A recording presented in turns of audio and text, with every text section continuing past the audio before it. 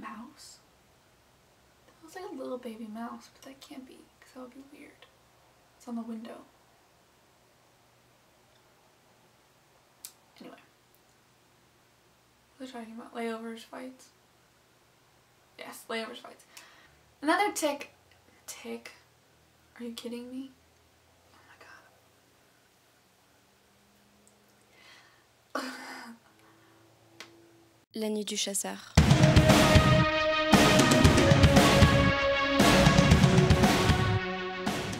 Hey everyone, so I'm making another video. I have had a lot of questions, not only here on YouTube but on my Instagram and my Tumblr from y'all, or people asking me more questions after they saw my last video, which I'll link somewhere in the video, which is going to be kind of my part 1 of flight attendant questions. What kind of questions you have about applying, about being a flight attendant. My last video was more about the interview process and applying, and then a little bit about what it's like to actually be a flight attendant. So I actually wrote down a list of questions that I've gotten, like I said, on Tumblr, here on YouTube, and on my Instagram, and so I'm going to read those now.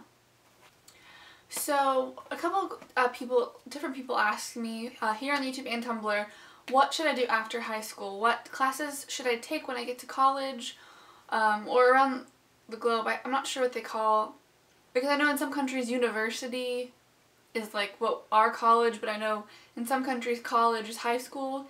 So whenever you get to advanced learning at a campus somewhere, I would say if all you've ever wanted to do is be a flight attendant and travel or anything like that, get into hospitality and tourism, or business is great too. A foreign language, you know, if you have a foreign language, that is going to send you to the top of the list when applying. They're always looking for speakers. When you go to a website and or an airline's website to apply and you're looking, it'll say Dutch speaking, French speaking, German speaking, Portuguese speaker. It will say what language. Now don't go to a website and look at what languages they're asking for or that they're hiring for at that moment, and then go to university and take that language, because they're probably not going to be hiring for that language very long. So I would say pick a language that you may already know a little bit about, like Spanish. I know here in America, French and Spanish are kind of at the top of the list in high school. So I know I took French in high school, which is why I'm French speaking now. So it's one of those things that I took it in college, and I'm still in college taking it. And it's going to help you no matter what. You'll get paid more, you'll get better trips, you'll be international, all of that good stuff. So I would say when you're looking at what you want to study in university, just think about if this is what you really want to do, things that will benefit you being a flight attendant. Like I said, hospitality and tourism, that's great. Business is always great. If you get a business degree, that's a great general degree for anything. No matter what you do with life or in life, business degree will never hurt you.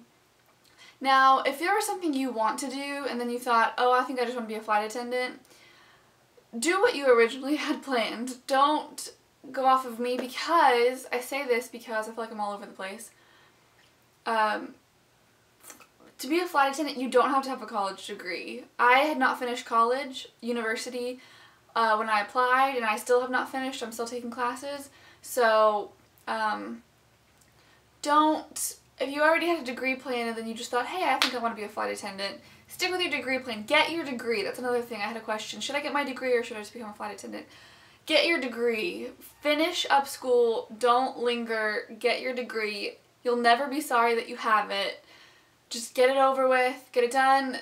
Some of these university is going to be some of the best years of your life. It all is what you make it, obviously, but you'll meet really great friends. You'll make really great connections for the business world. I love being a flight attendant. I love it, but get your studies done. Get that out of the way. Get it done. Get the degree first. That's always my number one. If anyone ever asks me, should I or shouldn't I, just do it. So I kind of just touched on it a little bit, but I'm going to go back to it. And another question I got was, What airline should I apply for? There are a ton of great airlines. There's a few different ways you can research. Word of mouth, if you know somebody that's a flight attendant in your personal life, you can ask them because they will tell you the honest truth. I'm not going to name names on this video for privacy reasons. I'm not going to tell you who I work for, all that jazz, just because I can get in trouble for that. So I'm just going to give you a few tips on how to research a company. So when you're applying, you need to look for how many hours you're guaranteed, which means if they guarantee you 75 hours, that means even if you work 50 hours, you're going to be paid at least 75 hours for that month. So that's always great. You're always guaranteed a paycheck. Then you need to look, you should actually probably do this first, what bases they offer. Now you may think, oh, well they offer a city, say you live outside of Houston like 10 miles or 100 miles, it doesn't matter, and you think, oh, Houston's one of the bases, I can live in Houston, that'll be great.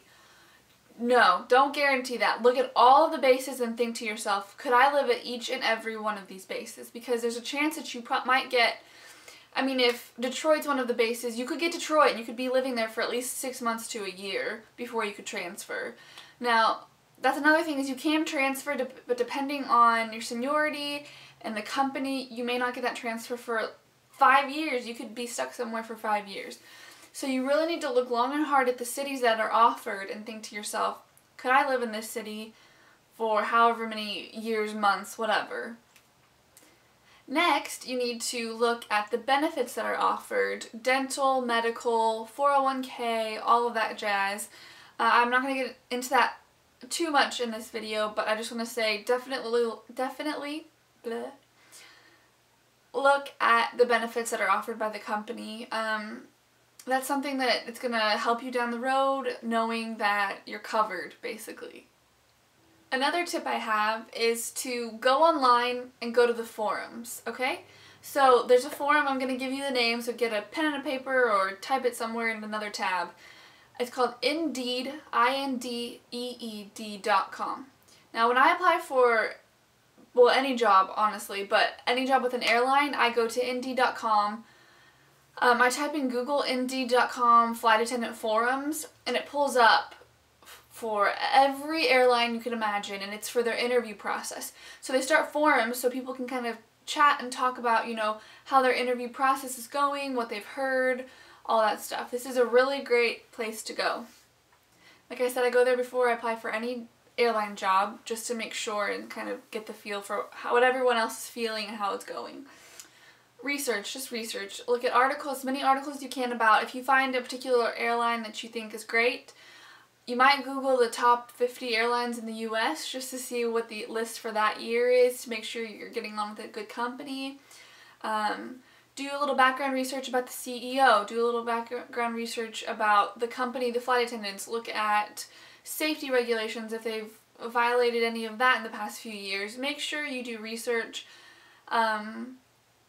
Now, I also want to say that there are people out there online that will put out really negative information, and it's most likely not true. So you need to judge and like listen to other people, how they respond to that one person, and don't take that person to heart, because a lot of times there are just angry people in the world and they just want to spread that anger. So like I said, listen to what people have to say, but also take some of it with a grain of salt, because some of it's going to be BS. Sorry.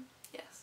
Okay, so I had another question. I can't remember where this one came from, but it was about video interviews, because I know several companies right now that are hiring or will be hiring or have been hiring are doing video interviews. And so what I have to say, I actually have done a video interview. Now, you may think I will get dressed up from the waist up, but I have heard of one airline, I'm not going to say who, but they do they want you to do like a full shot. Now this is one of the airlines that they have prettier younger ladies working for them. So, like I said, I don't know where I'm going with that. So just be careful. I would just dress like you're going into an interview. Dress full, put on shoes. I know that sounds kind of stupid, but you feel different when you're not in pajama pants. You feel like you're at an interview, even though you're in your home. Also find a place, like my background is too busy. I would find just a blank wall so you have no background, neutral color, nothing outrageous. I would do my makeup, which in my last video I talked about makeup and hair, so just refer to that. A quiet place that don't have your kids or dogs, or put them in another room. You're only going to be doing this interview for maybe 15 minutes, so make sure you're in a quiet place away from a road. If you have to go to a public place, I totally understand. You have to have a webcam, so if you don't have a webcam on your computer, you probably might have to go somewhere public. Just make sure that it's not too loud. Like, go to a library where it's quieter, and then have your headphones. And they're going to give you, the interview I did, it would ask you the question and give you 60 seconds to think about your answer. So take that time. Think about your answer slowly. They're not recording you, so practice what you're going to say and then give them your answer. Which kind of also leads me to another question I had from someone. Oh, where was it? It was about, what should I say when asked about why I want to be a flight attendant? Well, they can tell when you're just feeding them an answer that you've practiced or you've read somewhere, or they want an honest answer. Why do you want to be a flight attendant? Have you been dreaming about this since you were a child? Is your mom a flight attendant and it's a legacy? They love that. I mean, that's great. If your mom, sister, aunt, dad, brother, someone is a flight attendant, that's the reason you want to do it. That's great. You know, I could give you answers, but it's all about you. It's personal, and they can tell when it's impersonal, and you're just feeding them an answer. Alright, so I also had questions about how to cover tattoos. No, I don't have any tattoos, so I don't really have this problem, but I know a lot of flight attendants that do have tattoos and they have to cover them. There are a lot of great ways to cover them. I'm going to give you a few different brands of makeup. So if you have like a wrist tattoo, like a small one, your watch, bracelet, you're allowed one bracelet, and you have to wear a watch anyway. So your watch, if you put like a band-aid, a nude band-aid over it, and then your watch, you won't be able to see it. I know a lot of flight attendants do that. Now if it's somewhere like the back of your neck and you want to wear your hair up, typically like your collar on your uniform will cover it, but if it goes above or you have it on a different wrist, you don't want to wear your watch or whatever. Dermablend is a great makeup brand that covers. They give you like the actual concealer, and then it's like a powder, and if you match it correctly, it looks incredible. You can't tell. Also, Kat Von D, it's called Tattoo Concealer, which obviously that's just the name. But it does cover tattoos very, very, very well. Anyway, so it covers tattoos really, really well. Also, Bill Nye, started out as costume makeup, is great for covering tattoos no matter where they are. I know a lot of people have the tattoos here now. That's a little trickier, so I would say you could try covering that with makeup, or long sleeves will be your friend. They'll ask you at the interview, do you have any tattoos? And they give you a sheet and say, you're supposed to say where they are, you know, what they're like, describe them. So they'll tell you at the interview if it's a problem, and you can talk to them about, you know, covering it up, and just make sure you let them know that you intend on covering it up and you're not like, I'm just going to let them hang out, because, yeah, you probably won't get a call because they want someone that's willing to cooperate with them, you know what I mean? So that also leads me to a question I had about weight and height. I am 5'9", so I'm very tall, and I wear heels that are 2.5 inches, so I'm fairly tall, and I get that a lot, all the time. Do you know how tall you are? No, I had no clue. So, weight-wise, there's not a range that they say you have to be in. You just have to be able to fit in the seat and buckle the jump seat belt. So, my camera cut off for no reason. It's not out of battery or anything, so I just went over weight. Just gotta fit in the jump seat. Just gonna kind of go over this again. You just have to fit in the jump seat. That's the only requirement. You have to be able to buckle in.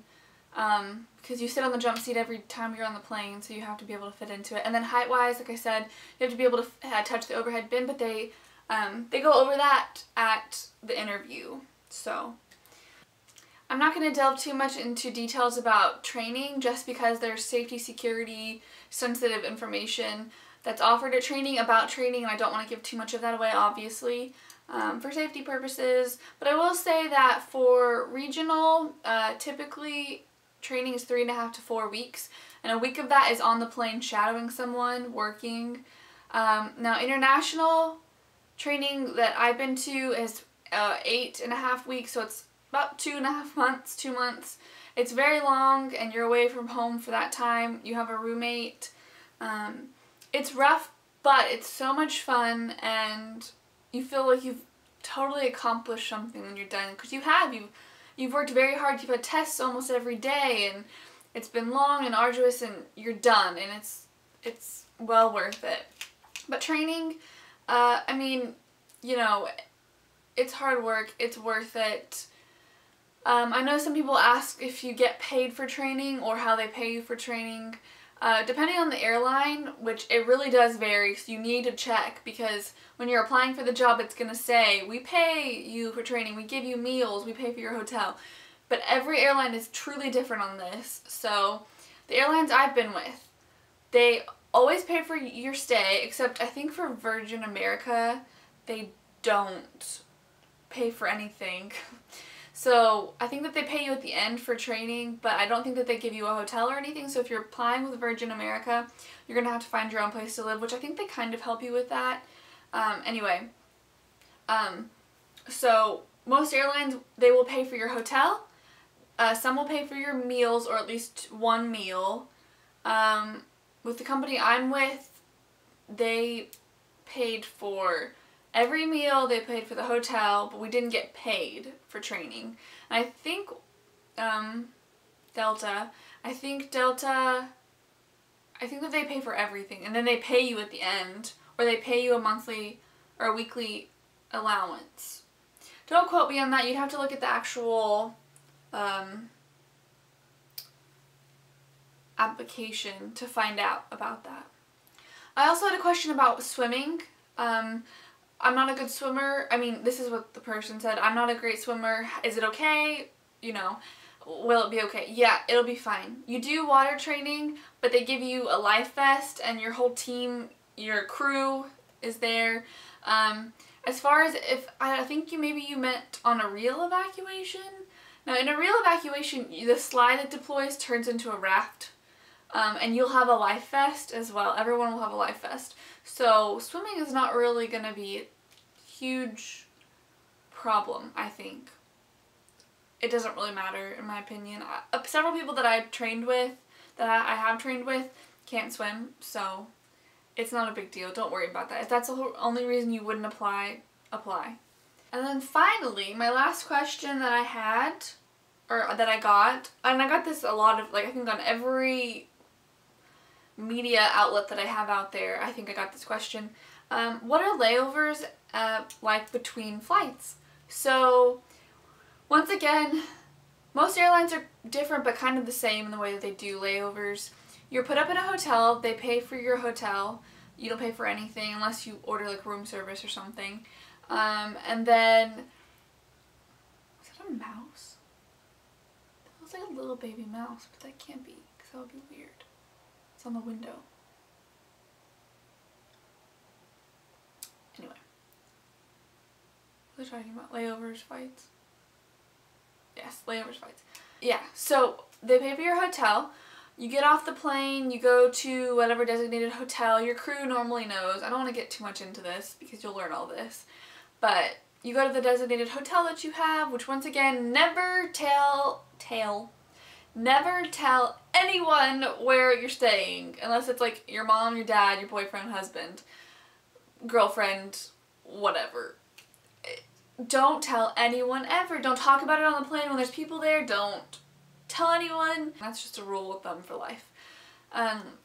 Anyway, so You go to your hotel. You typically, if you have a short layover, which you have to have at least 8 hours of rest time before they can use you again, your flights are already worked out before you leave for the trip. So if you have a 3-day trip, each leg or flight, it's already worked out in your schedule. So you know where you're going ahead of time, like a month ahead of time. Unless crew scheduling, the lovely crew scheduling calls and reroutes you and you have to deadhead, which deadheading means that you're not working the flight, you're just flying to work. So if you're in LA and you had a layover and they need to deadhead you to New York, you just get them fly to New York and then you work from New York back to wherever.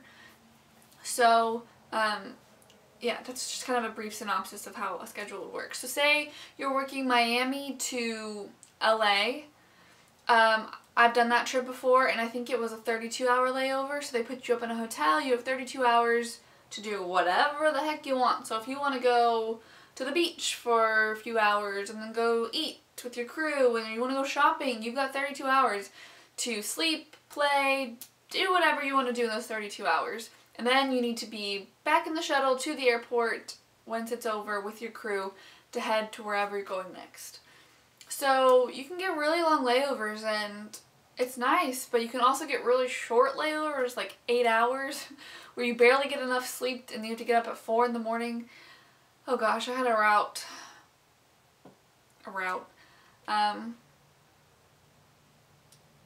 a long story. But I had a flight where I had the same schedule 3 times in 1 month, and so I had to do, this is when I was based in Miami, I had to go from Miami to, oh, where was it? It's in California. Oh, it's gonna bug me, I can't think of the name, I'll have to look it up.